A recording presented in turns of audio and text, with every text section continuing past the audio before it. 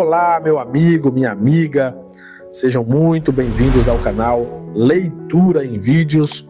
O capítulo de hoje já vai começar. Capítulo 13. Honrado por estranhos, rejeitado pelos seus Jesus e a mulher samaritana. A rota direta da Judéia à Galiléia passava por Samaria, mas muitos judeus, especialmente os galileus, preferiam percorrer um caminho mais longo a atravessar a terra de um povo tão desprezado como os samaritanos. As desavenças entre judeus e samaritanos vinham crescendo havia séculos, e no tempo do ministério terreno de Nosso Senhor haviam se transformado no mais intenso ódio. Havia mistura de raças entre o povo de Samaria, pois nele o sangue de Israel se mesclava com o dos assírios e de outras nações.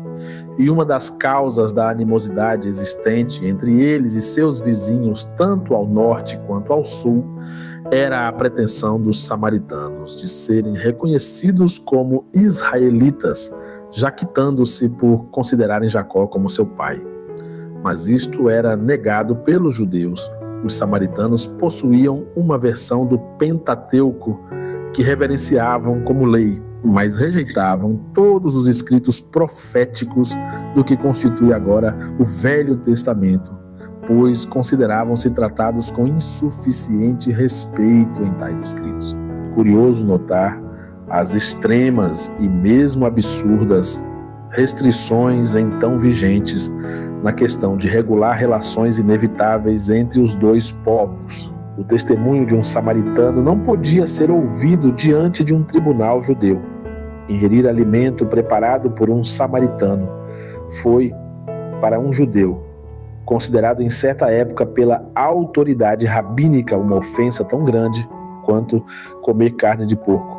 Embora fosse admitido que a produção de um campo de Samaria não era impura, visto que brotava diretamente do solo, tal produção tornava-se impura se submetida a qualquer tratamento sob as mãos dos samaritanos. Assim sendo, uvas e cereais podiam ser comprados dos samaritanos, mas nem o vinho nem a farinha proveniente dos mesmos quando manufaturados pelo povo de Samaria.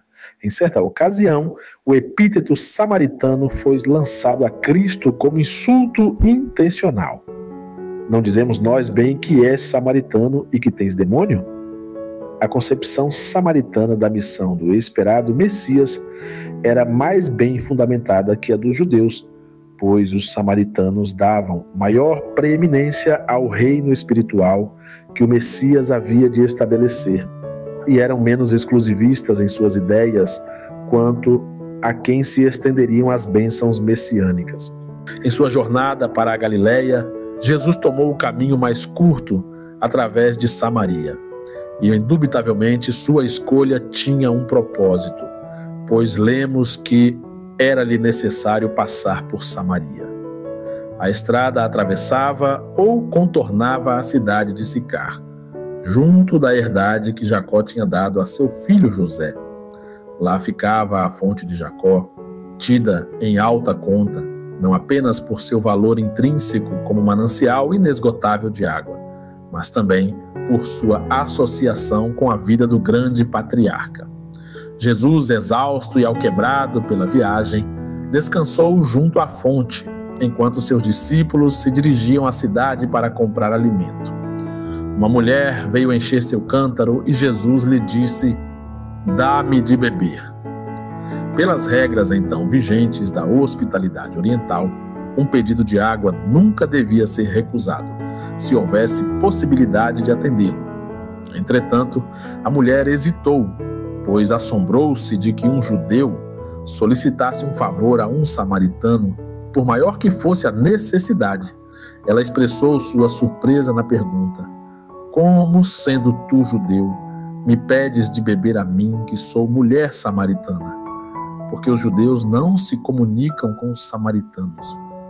Jesus, aparentemente esquecido da sede, em seu desejo de ensinar, respondeu-lhe dizendo: "Se tu conheceras o dom de Deus, e quem é o que te diz, dá-me de beber, tu lhe pedirias, e ele te daria água viva." A mulher lembrou-lhe que ele não tinha balde nem corda com que tirar água do poço profundo, e inquiriu quanto ao significado de suas palavras, acrescentando: És tu maior do que o nosso pai Jacó, que nos deu o poço, bebendo ele próprio dele, e os seus filhos, e o seu gado. Jesus percebeu nas palavras da mulher um espírito semelhante àquele com que o erudito Nicodemos havia recebido seus ensinamentos. Ambos falharam igualmente em perceber a lição espiritual que ele transmitia. Jesus explicou à mulher que a água do poço seria de benefício apenas temporário. A sede retornaria àquele que dela bebesse. Mas, acrescentou ele, aquele que beber da água que eu lhe der nunca terá sede, porque a água que eu lhe der se fará nele uma fonte de água que salte para a vida eterna. O interesse da mulher foi vivamente aguçado, ou pela curiosidade ou por uma emoção de caráter mais profundo, pois, transformando-se agora na suplicante e dirigindo-se a ele por um título respeitoso, disse: Senhor, dá-me dessa água para que não mais tenha sede e não venha aqui tirá-la. Ela nada podia enxergar além da vantagem material ligada à água que de uma vez por todas mataria a sede. O resultado da bebida que tinha em mente seria conferir-lhe imunidade contra uma premência corporal, poupando-lhe o trabalho de vir servir-se da fonte. O assunto da conversação foi mudado abruptamente por Jesus, que lhe disse que fosse, chamasse seu marido e retornasse. A sua resposta de que não tinha marido, Jesus revelou-lhe seus poderes sobre-humanos de discernimento, afirmando que ela falara a verdade, pois que tivera 5 maridos, conquanto o homem com quem então morava não fosse seu marido. Certamente nenhum ser comum poderia ter assim lido a triste história de sua vida. Ela, impulsivamente, confessou essa convicção, dizendo: Senhor, vejo que és profeta. Quis então mudar de assunto e, apontando para o Monte Gerizim, sobre o qual o sacrílego sacerdote Manassés havia erigido um templo samaritano, comentou, sem muita relação com o que havia sido dito antes: Nossos pais adoraram neste monte, e vós dizeis que é em Jerusalém o lugar onde se deve adorar. Jesus replicou com ainda maior profundidade, explicando-lhe que se aproximava o tempo em que nem aquela montanha, nem Jerusalém, seria especialmente um lugar de adoração, e censurou abertamente sua presunção de que a crença tradicional dos samaritanos fosse tão boa quanto a dos judeus, pois disse ele: Vós adorais o que não sabeis, nós adoramos o que sabemos, porque a salvação vem dos judeus. Embora alterada e corrompida, como se tinha tornado a religião judaica, era ainda melhor que a de seu povo, pois os judeus aceitavam os profetas, e através de Judá tinha vindo o Messias, mas, como lhe explicou Jesus, o local de adoração era de menor importância que o espírito do adorador. Deus é espírito e importa que os que o adorem em espírito e em verdade. Incapaz ou não desejosa de compreender, a mulher procurou por fim a lição com um comentário que para ela provavelmente era apenas casual. Eu sei que o Messias, que se chama o Cristo, vem. Quando ele vier, nos anunciará tudo. Então, para seu profundo pasmo, Jesus replicou com a espantosa declaração: Eu o sou, eu que falo contigo. A linguagem foi inequívoca, a afirmativa de natureza tal a não requerer elucidação. A mulher, depois disso, tinha que considerá-lo como um impostor ou o Messias. Abandonou seu cântaro na fonte e, correndo à cidade, relatou sua experiência, dizendo: Vinde, vede um homem que me disse tudo quanto tenho feito. Porventura, não é este o Cristo? Quase ao final da entrevista entre Jesus e a mulher, os discípulos voltaram com as provisões que tinham ido procurar. Maravilharam-se ao encontrar o mestre conversando com uma mulher e ainda mais uma samaritana. No entanto, nenhum deles lhe pediu uma explicação. Sua atitude deve tê-los impressionado com a seriedade e solenidade da ocasião. Quando instaram com ele para que comesse, ele disse: "Uma comida tenho para comer que vós não conheceis." Para eles, suas palavras não tinham significado algum além do sentido literal, e indagaram entre si se alguém lhe havia levado comida durante a ausência deles. Mas Jesus os esclareceu desta maneira: "A minha comida é fazer a vontade daquele que me enviou e realizar a sua obra." Uma multidão de samaritanos apareceu, vinda da cidade. Considerando o povo e os campos de cereal circunvizinhos, Jesus continuou: "Não dizeis vós que ainda há 4 meses até que venha a ceifa? Eis que eu vos digo: levantai os vossos olhos e vede as terras, que já estão brancas para a ceifa." Parece que o significado da afirmação era que meses se passariam antes que o trigo e a cevada estivessem prontos para a ceifa, enquanto a colheita de almas, exemplificada pela multidão que se aproximava, já estava pronta, e que daquilo que ele havia plantado, os discípulos ceifariam com inestimável vantagem, uma vez que receberiam salário pelo seu serviço e colheriam os frutos de um trabalho alheio. Muitos dos samaritanos acreditaram em Cristo, inicialmente pela força do testemunho da mulher e depois em virtude de sua própria convicção, e disseram à mulher, por cuja insistência tinham ido conhecê-lo: "Já não é pelo teu dito que nós cremos, porque nós mesmos o temos ouvido e sabemos que este é verdadeiramente o Cristo, o Salvador do mundo." Graciosamente atendeu ao pedido de que ficasse com eles lá, permanecendo por 2 dias. É indubitável que Jesus não partilhava do preconceito nacional dos judeus contra o povo de Samaria. Aceitava uma alma honesta, viesse de onde viesse. É provável que a semente plantada durante esta breve permanência de Nosso Senhor com o povo desprezado de Samaria tenha sido aquela da qual colheita tão rica foi ceifada pelos apóstolos em anos subsequentes. Jesus, novamente na Galileia, em Caná e Nazaré. Após a permanência de 2 dias entre os samaritanos, acompanhado pelos discípulos que viajaram com ele da Judéia, Jesus retomou a jornada em direção ao norte para a Galileia, de onde estivera ausente vários meses, sabendo que o povo de Nazaré, a cidade onde crescera, provavelmente estaria pouco inclinado a reconhecê-lo como outro que não o carpinteiro, ou como afirmou, sabendo que um profeta não tem honra na sua própria pátria. Foi primeiro a Caná.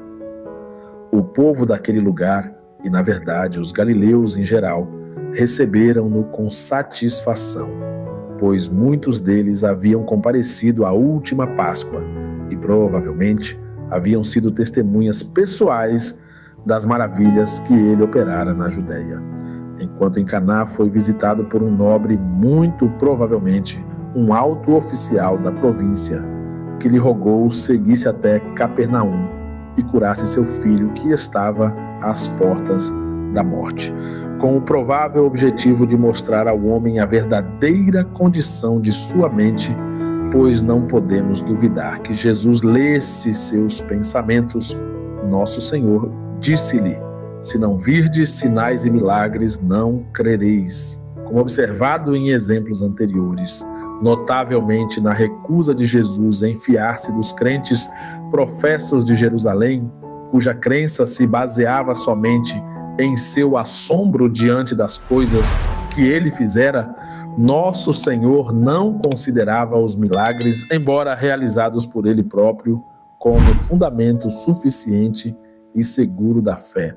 O súplice nobre, angustiado pelo estado precário de seu filho, de maneira alguma se ressentiu da censura que uma outra criatura capciosa poderia ter percebido nas palavras do Senhor. Mas, com humildade sincera, que demonstrou sua convicção de que Jesus poderia curar o menino, renovou sua súplica, dando-lhe ênfase: "Senhor, desce antes que meu filho morra, Provavelmente o homem não havia parado para analisar o meio ou processo direto pelo qual se poderia evitar a morte e a cura assegurada através das palavras de qualquer ser, mas em seu coração acreditava no poder de Cristo e com veemência patética implorou a Nosso Senhor que interviesse em favor de seu filho moribundo. Ele parecia considerar necessária a presença do Cristo e seu grande temor consistia em que o filho morresse antes da chegada do Salvador. Disse-lhe Jesus: vai, o teu filho vive.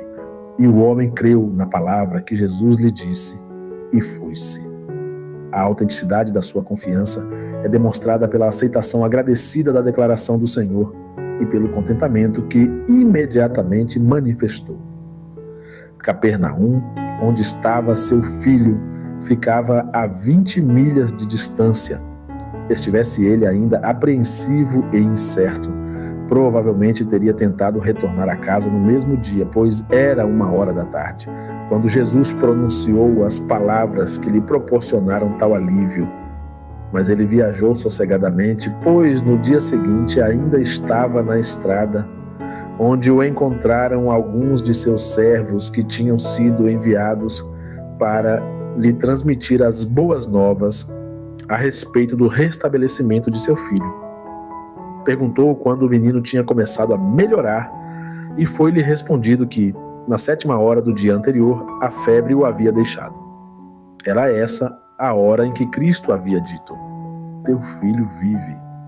Sua fé amadureceu rapidamente e ele e sua casa aceitaram o Evangelho.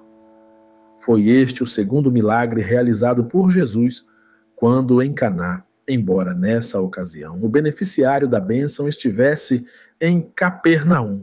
A fama de Nosso Senhor espalhou-se por toda a região circunvizinha. Durante um período não estabelecido de maneira definitiva, ensinou nas sinagogas das cidades e foi bem recebido, e por todos era louvado. Ele então voltou a Nazaré, seu antigo lar, e, como era seu costume, assistiu aos serviços da sinagoga no dia de sábado.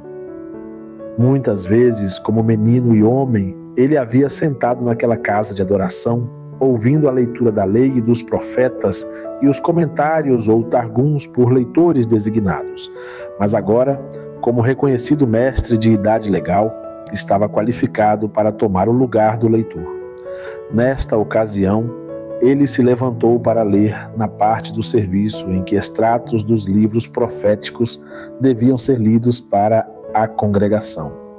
O ministro encarregado passou às suas mãos o rolo ou livro de Isaías.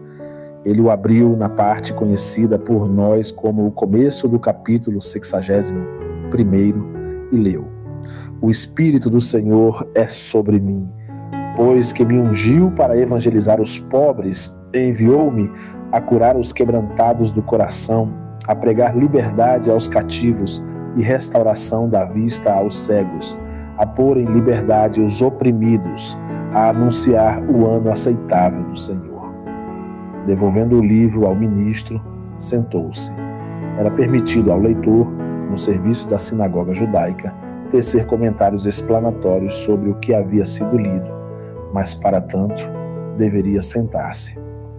Quando Jesus tomou seu lugar, o povo sabia que ele iria explicar o texto, e os olhos de todos na sinagoga estavam fitos nele. A escritura que ele havia citado era reconhecida por todas as classes como especificamente referente ao Messias, cuja vinda a nação esperava. A primeira sentença do comentário de Nosso Senhor foi surpreendente. Não envolvia qualquer análise trabalhosa, qualquer interpretação escolástica, mas uma aplicação direta e inequívoca. Hoje se cumpriu esta escritura em vossos ouvidos. Havia tal nobreza em suas palavras que todos se maravilharam, dizendo: não é este o filho de José? Jesus conhecia os pensamentos do povo, mesmo não tendo ouvido suas palavras, e antecipando a crítica que lhe fariam, disse: sem dúvida me direis este provérbio: médico, cura-te a ti mesmo, faze também aqui na tua pátria, tudo o que ouvimos ter sido feito em Cafarnaum, e disse: em verdade vos digo que nenhum profeta é bem recebido na sua pátria. Em seu coração, ansiavam por um sinal, maravilha ou milagre.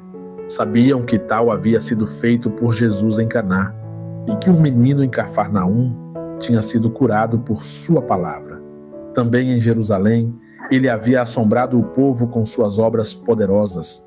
Deveriam eles, seus concidadãos, ser menosprezados? Por que não entretê-los com algumas exibições de seus poderes? Ele continuou seu discurso, lembrando-lhes que nos dias de Elias, quando por 3 anos nenhuma chuva caíra, e a fome então reinava, o profeta fora enviado a apenas uma das muitas viúvas, sendo esta uma mulher de Sarepta, em Sidrás, uma gentia, e não uma filha de Israel. E novamente, embora houvesse muitos leprosos em Israel nos dias de Eliseu, apenas um leproso, e este sírio não israelita, havia sido curado por meio do ministério do profeta, pois somente Naamã manifestara a fé indispensável. Grande foi então a ira desse povo. Ousava ele classificá-los como gentios e leprosos? Iam eles ser comparados aos desprezados descrentes, e ainda mais pelo filho do carpinteiro da vila que havia crescido na sua comunidade?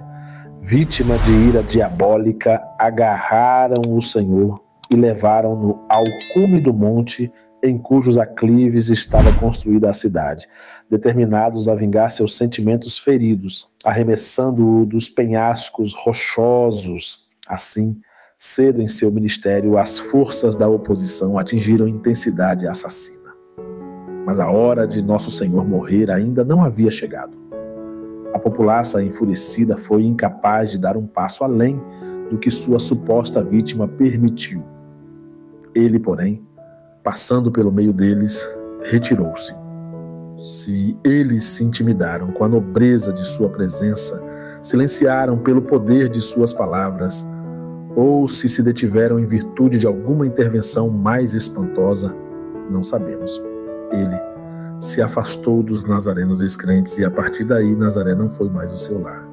Em Capernaum, Jesus dirigiu-se para Capernaum, que se tornou para ele lugar de moradia como outros que tivera na Galileia. Lá ensinou particularmente nos dias de sábado, e o povo estava maravilhado com sua doutrina, pois ele falava com autoridade e poder. Na sinagoga, em uma dessas ocasiões, achava-se um homem que era vítima de possessão e sujeito às assolações de um mau espírito, ou, como o texto poderosamente afirma, um homem que tinha um espírito de um demônio imundo. E significativo o fato de que este mau espírito, que havia ganho tal poder sobre o homem a ponto de controlar suas ações e fala, tenha ficado aterrorizado diante de Nosso Senhor e gritado em alta voz, embora suplicantemente: "Ah, que temos nós contigo, Jesus Nazareno? Vieste a destruir-nos? Bem sei quem és, o Santo de Deus." Jesus repreendeu o espírito impuro, ordenando-lhe que se calasse e deixasse o homem. O demônio obedeceu ao mestre e, depois de lançar a vítima em violenta, embora inofensiva convulsão, deixou-a. Tal milagre fez com que os espectadores se maravilhassem ainda mais, exclamando: "Que palavra é esta que até aos espíritos imundos manda com autoridade e poder, e eles saem?" E a sua fama divulgava-se por todos os lugares em redor daquela comarca. Na noite do mesmo dia, quando o sol se havia posto, e portanto depois que o sábado havia passado, o povo o rodeou, trazendo seus amigos e parentes enfermos, e a estes Jesus curou de várias doenças, quer do corpo, quer da mente. Entre os assim aliviados havia muitos possuídos por demônios, e estes clamavam, testificando forçosamente a autoridade divina do Mestre: "Tu és o Cristo, o Filho de Deus." Nestas, como em outras ocasiões, encontramos maus espíritos expressando pela boca de suas vítimas o conhecimento que tinham de que Jesus era o Cristo. E em todas essas passagens, o Senhor silenciou-os com uma palavra, pois não queria testemunho como o deles para atestar sua divindade. Aqueles espíritos eram do séquito do demônio, membros das hostes rebeldes e vencidas que haviam sido expulsos pelo poder da mesma criatura cuja autoridade e poder agora reconheciam em seu frenesi demoníaco. Juntamente com o próprio Satanás, seu chefe derrotado, permaneceram sem corpos, pois a todos eles os privilégios do segundo estado ou o estado mortal foram negados.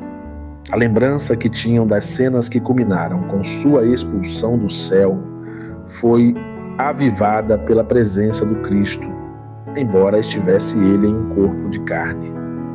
Muitos escritores modernos tentam explicar o fenômeno da possessão demoníaca, e ao lado destes há muitos que negam a possibilidade de domínio real da vítima por personagens espirituais.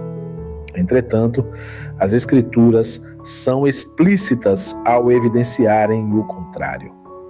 Nosso Senhor fez distinção entre tal tipo de enfermidade e a simples doença corporal em suas instruções aos 12. Curai os enfermos, limpai os leprosos, ressuscitai os mortos, expulsai os demônios. No relato dos incidentes que agora consideramos, o evangelista Marcos observa a mesma distinção. Trouxeram-lhe todos os que se achavam enfermos e os endemoniados. Em várias ocasiões, Cristo, ao repreender demônios, dirigiu-se a eles como a indivíduos distintos do ser humano afligido e, em uma dessas vezes, ordenou ao demônio: sai dele e não entres mais nele. Neste assunto, como em outros, a explicação mais simples é a verdade correspondente. As teorias baseadas em outros fundamentos que não as Escrituras são duvidosas. Cristo associou os demônios com Satanás de maneira inequívoca, especificamente em seu comentário sobre o relato dos 70, a quem dera autoridade e enviara adiante, e que testificaram ao retornar que até mesmo os demônios se lhes tinham sujeitado através do seu nome. E aqueles servos fiéis ele disse: e via Satanás como raio cair do céu. Os demônios que tomavam posse dos homens, anulando o seu livre-arbítrio e compelindo-os a obedecerem a ordens satânicas, são os anjos do demônio, sem corpos, cujo triunfo é afligir os mortais e, se possível, impeli-los ao pecado.